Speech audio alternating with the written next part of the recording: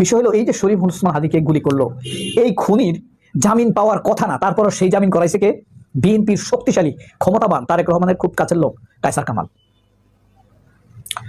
এরপরে দেখেন শরীফ ওসমান হাদির প্রতিদ্বন্দ্বীকে মির্জা আব্বাস, সে হাদিকে বলছে কি, পিপিলিকার পাখা গড়ায় মরিবার তরে গেল এটা।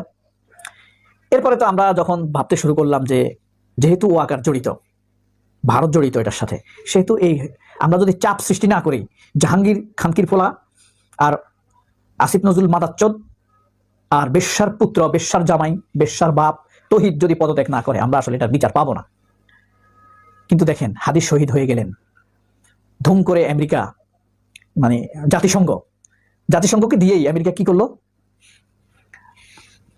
মারাত্মক ঘটনা ঘটাই দিছে। বলছে উচ্চ পর্যায়ের নিরপেক্ষ তদন্ত হবে, প্রয়োজনে আমেরিকা সহযোগিতা করবে, জাতিসংঘ সহযোগিতা করবে।